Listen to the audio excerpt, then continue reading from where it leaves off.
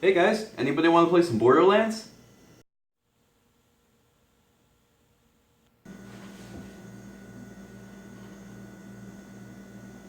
Borderlands?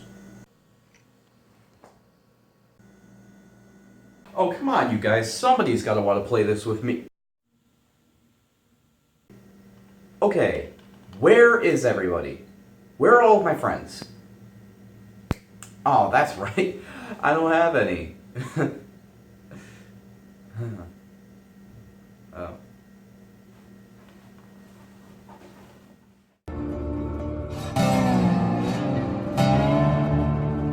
Borderlands 2 is Gearbox Software's follow-up to the mediocrely successful Borderlands.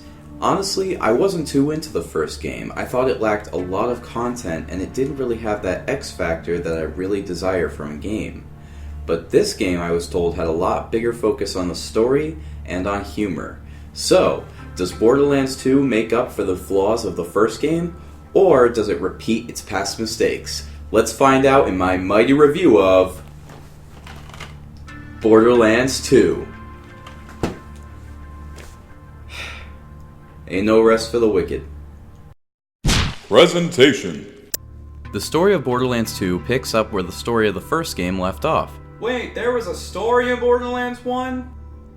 A man named Handsome Jack has taken control of Pandora after selling a rare substance known as iridium, which became available after the Vault Hunters from the first game destroyed the monster and opened the vault. Now, a new set of Vault Hunters has come to Pandora to investigate rumors of a new vault on the planet. After narrowly escaping a murder attempt at the hands of Handsome Jack, the Vault Hunter meets Claptrap, who accompanies them on a trip to Sanctuary, a city safe from the clutches of Jack and his company, the Hyperion Corporation. They're told to do this by Angel, a mysterious girl who appears on screen sometimes for no discernible reason and without explanation as to how. Once in Sanctuary, the player meets up with the 4 Vault Hunters from the previous game and begins an adventure to take down Handsome Jack and Hyperion. The story's alright, though a bit more heavy than I expected. Given the advertisements all making this game out to be a comedy, I didn't expect the moments that tug on the heartstrings as much as they do, which I won't spoil here, but trust me, they're here. The comedy is okay, with subtle references and not so subtle references to pop culture everywhere. But I didn't exactly die of laughter, most likely because a lot of the references are already outdated. It serves its purpose, but it's nothing that will grip you until the very end. The characters are amazing though. Handsome Jack is enough of a dick to get you riled up and want to shoot him in the face. But the game goes ahead and shows that he's a human being too. An actual character. A relatable character as the villain. Are we sure this is Borderlands? Borderlands is known for being one of the few series left that still uses the cel-shaded graphic style, and it looks pretty nice. If nothing else, it lends a unique feel to the world you won't find in most games. The music complements the world and gameplay really well, and its deep guitar almost gives it a western feel to all of the action. Unfortunately, Borderlands 2 has quite a few issues presentation-wise as well. When loading into an area, everything is missing textures, which take a couple of seconds to load up.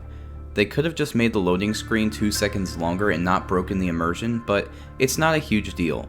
No, the huge deal comes down to 2 aspects. First, whenever Angel appears on screen, the whole game freezes for a split second, which normally isn't too distracting, but during combat I was yelling at her to shut the fuck up. Second, and most unfortunately, the frame rate has a lot of issues. When in combat, the frame rate dips a bit, but when playing with 4 other players, it fucking minimizes. I figured it went down to around 10 FPS quite frequently during multiplayer, which is really bad because that's really the only way to play the game. Speaking of which, Gameplay. Borderlands 2 is a first-person shooter with RPG elements thrown in. You go to the inhabitants of Pandora, get a mission, go shoot guys, and then come back for a reward. The RPG elements come in with the weapons and the class upgrades. There are 4 main character types to pick from: Commando and Siren from the first game, and 2 new additions in the Assassin and the Gunzerker. The main difference between these types is their special ability. Commando gets a turret, Siren gets psychic powers, Assassin can become invisible, and the Gunzerker can go into rage mode and wield 2 weapons at once. There's also loot to grab everywhere you can look. Money, different weapons, class and grenade mods, typical stuff for the genre. The game is a mixed bag for me in this department. On the one hand, the variety of weapons and great controls make for an excellent FPS.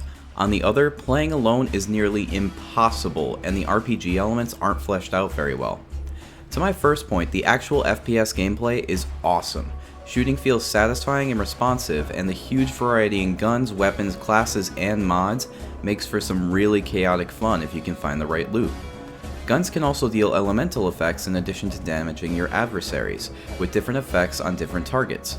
For example, fire burns flesh while electricity will destroy a shield. Cool stuff. The shooting in this game is hands down some of the best I've ever played in any game thus far. The problems, however, often outweigh the positives. First, money is almost useless in this game. You can use it to buy ammo and... no, that's about it, since the guns and shields stole at the stores are often far underpowered compared to the loot you find roaming the overworld.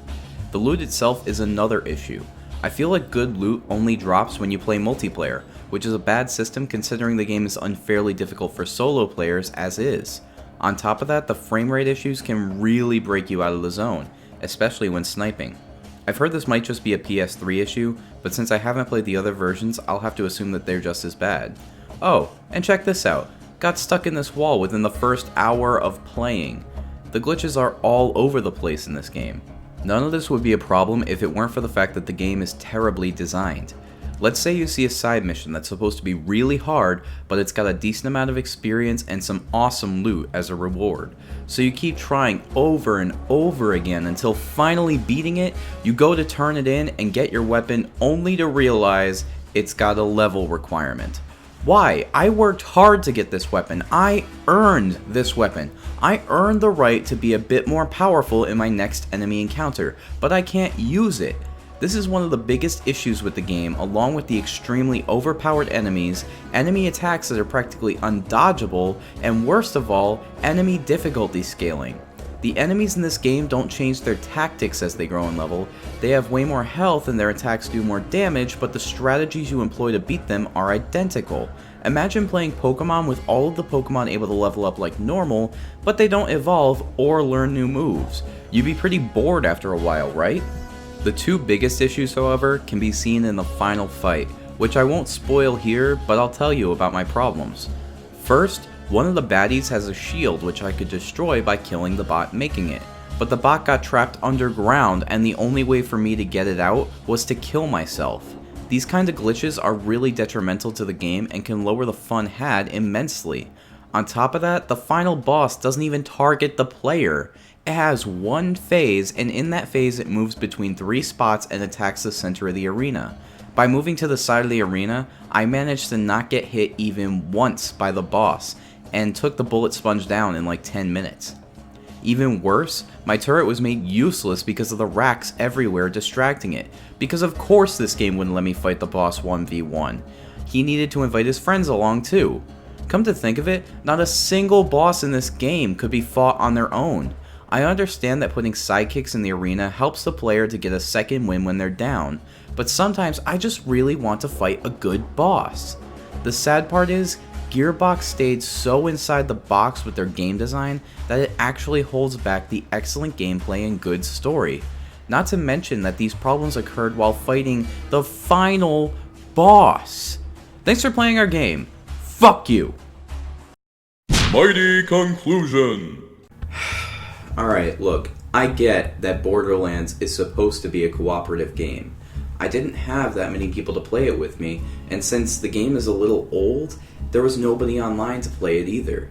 But those brief moments that I actually did find some people to play online with were really fun, even when they were being destroyed by the frame rate. That's why I'm giving 2 review scores to Borderlands 2. If you're playing Borderlands 2 solo, this game is a 6 out of 10. It's just okay. It has amazing gunplay, but everything else will frustrate the fuck out of you. But if you play it with friends, if you have somebody that you live with, or somebody that can constantly come over to play, Borderlands 2 will give you a really fun experience, and that will make it an 8 out of 10. So I guess it's a 7? Maybe? I don't know. But That's my recommendation for Borderlands 2. So I look forward to coming at you guys next week with my nifty recipe based on the game. And until then, have a mighty nifty day today. See you next time.